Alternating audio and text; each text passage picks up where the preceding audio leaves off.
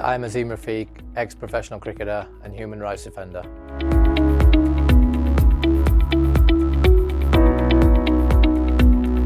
Yeah, I think, look, we are living in probably some of the most critical times in our society, and sport is not immune to that. Sport does have the power to be able to really, change directions and change conversations towards positive outcomes. So to have something as global as this, where you had representation from, I think you had governing bodies, you had NGOs, you had athletes and broadcasters, media personnel, which is quite a wide-ranging, quite unique a forum to have. But I think everyone needs to play their part, and to be able to bring it together in such a impressive manner over the last 2 days, it's been massive learning for me, listening to other people, and hope it has been for everyone that's been present.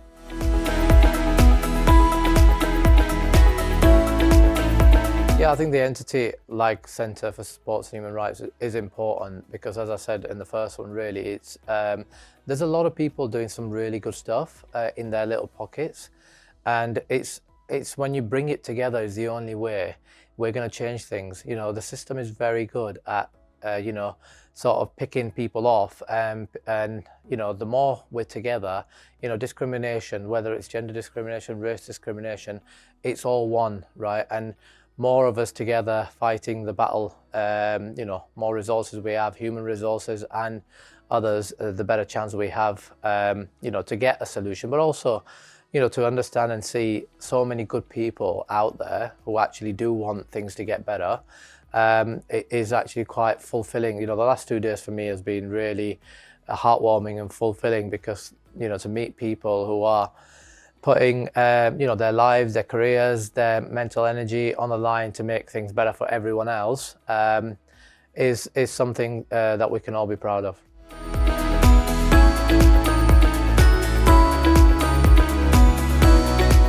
Yeah, to be honest, I think quite accidental, because when I spoke out on racism in cricket, it was very accidental.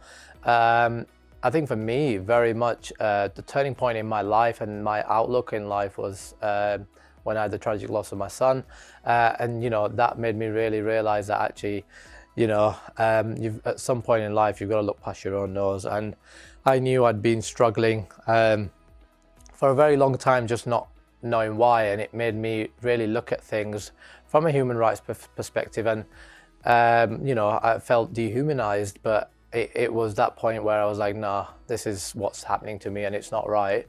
And I always had this thought that I would speak about it at some point.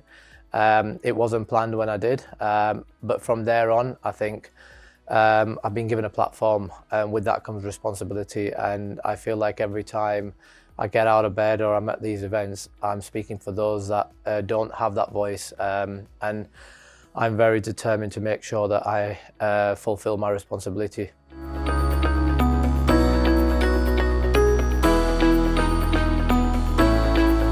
Yeah, look, athletes can change the dial quicker than anyone else, and some athletes even quicker than most, but I think Tracy said towards the end of the conference, we are the game, right? And without the athletes, there is no jobs for anyone.